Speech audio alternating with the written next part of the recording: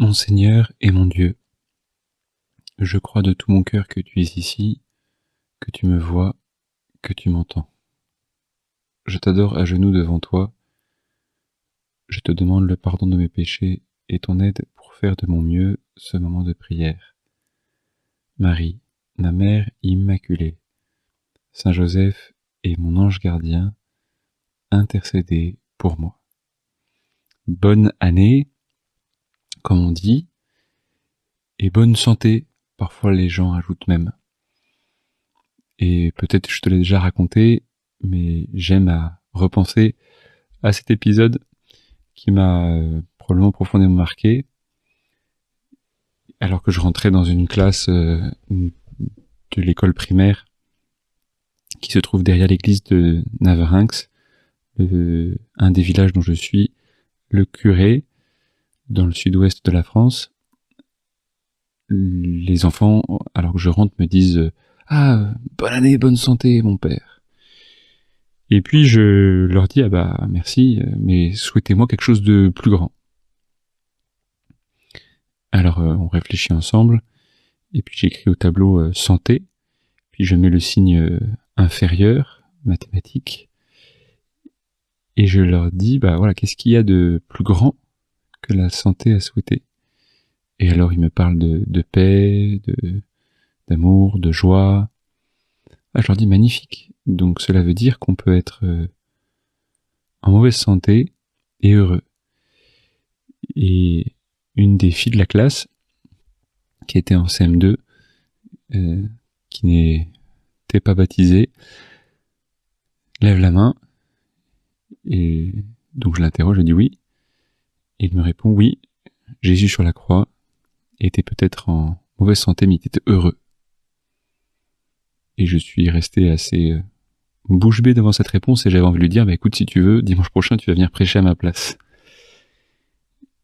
Et je pense à ça en me disant, bah, à quel point c'est merveilleux de voir, Seigneur, comment est-ce que tu permets que dans nos cœurs humains, dans nos intelligences humaines, tu puisses faire venir des réponses aussi belles, des intuitions aussi vraies, des phrases aussi bien ciselées et qui en même temps nous aident à comprendre le sens de notre existence.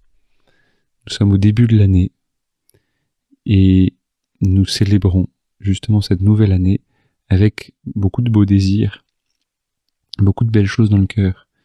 Mais la question qu'on peut vraiment se poser, c'est justement bien, qu'est-ce qu'on veut désirer? Qu'est-ce que tu veux désirer pour toi et pour les autres? Qu'est-ce que Jésus veut te souhaiter à toi, qui peut-être a bien terminé l'année dernière, mal terminé, tu sais pas trop, tu sais peut-être pas trop où t'en es, il y a peut-être des choses qui t'ont bouleversé de façon négative l'an dernier, maladie d'un proche, une mort, des échecs, peut-être une maladie pour toi, peut-être des choses où tu as beaucoup souffert, puis il y a peut-être d'autres choses qui t'ont profondément réjoui, et pour lesquelles tu te réjouis encore aujourd'hui profondément, et que tu souhaites voir se reproduire cette année.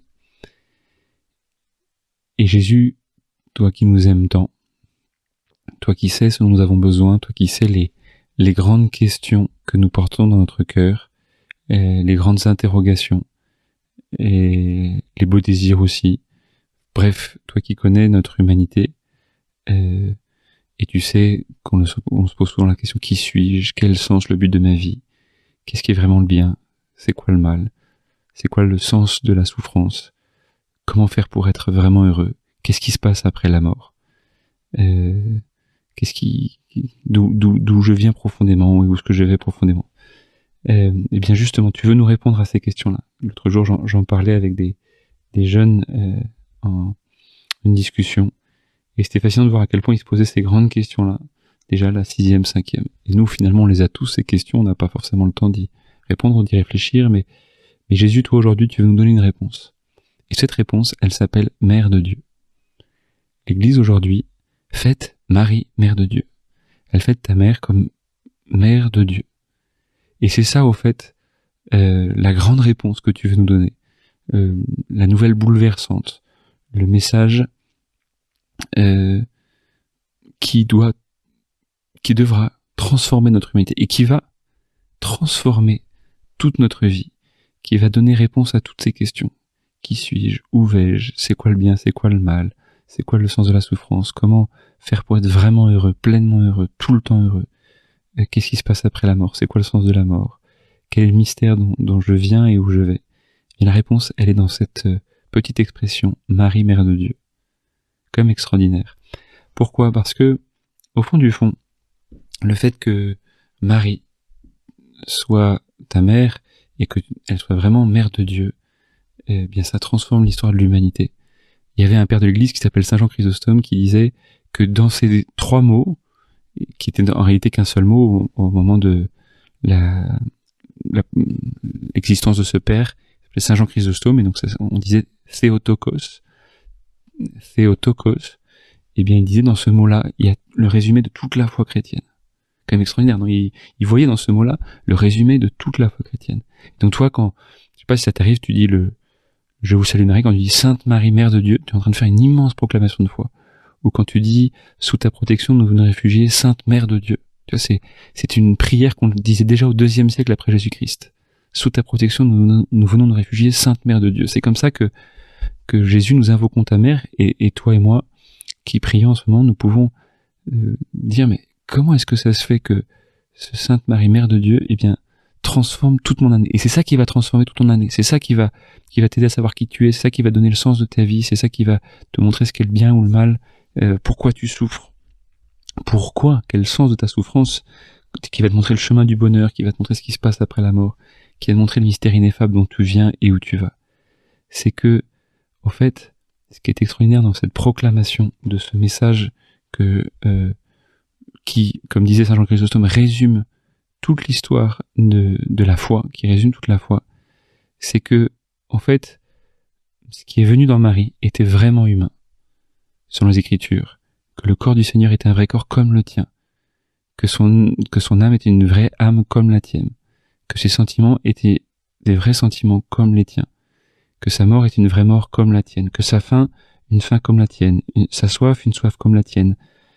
Quand il s'est senti étranger, comme toi tu t'es senti étranger, il a été nu comme toi, il a été malade comme toi, il a été en prison comme toi, il est mort comme toi, il a été triste comme toi, il a eu peur comme toi, il a pleuré comme toi, il a été rejeté comme toi, il a écouté comme toi, il a regardé comme toi, il a touché comme toi, il a goûté comme toi, il a senti comme toi, il a été joyeux comme toi, il a aimé comme toi, il a la tendresse pour toi, il a l'affection comme toi, il a ri comme toi, il a eu des parents comme toi, il a eu des cousins et cousines comme toi, il a eu des amis comme toi, il a eu des ennemis comme toi, il a travaillé comme toi, il a dormi comme toi, il a marché comme toi, il a respiré comme toi.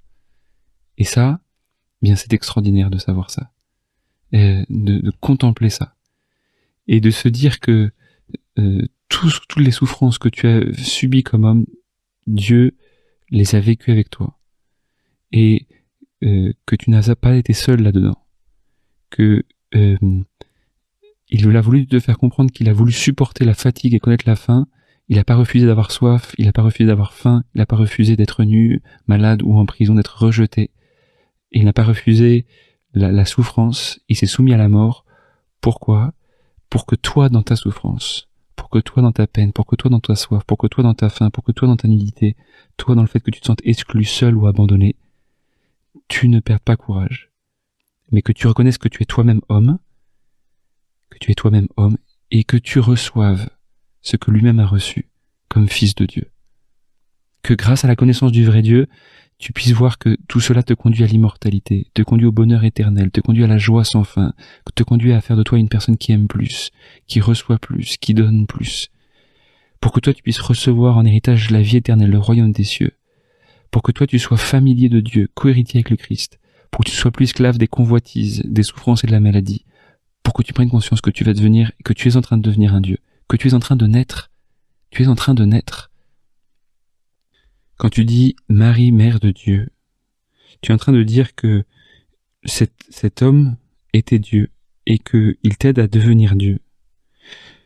Que si tu te laisses aimer par lui, tu verras que tu n'as jamais été seul, mais que tu as toujours été accompagné par Dieu le Père. que si tu te laisses aimer par lui et que tu continues à dire Sainte Marie, Mère de Dieu, eh bien tu verras qu'il ne t'abandonnera jamais.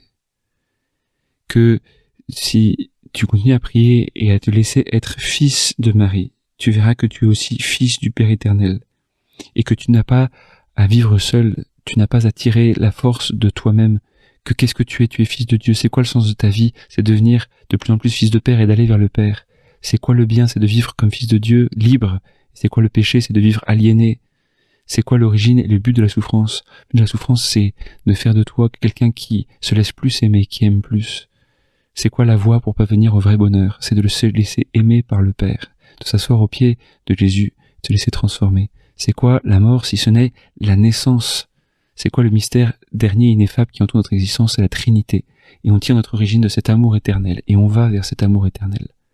Alors, que Marie nous montre le visage de ce Dieu, qu'elle nous montre son visage à elle, puisqu'elle est le miroir de ce Dieu. Elle ne cesse de regarder vers lui, elle est transformée par lui, et elle est mère de Dieu, et c'est le plus beau titre de gloire, c'est ce que je te souhaite. Je te souhaite pas une bonne santé, mais je te souhaite la mère de Dieu. Je te souhaite la mère de Dieu, qu'elle vive, que tu la laisses tout vivre avec toi, que tu vives tout par elle, avec elle, et en elle, en étant porté dans son sein. Par elle, parce que c'est elle qui va te devenir de plus en plus, à te sentir de plus en plus fils de Dieu. Avec elle, parce que c'est elle qui va t'apprendre à dire Père.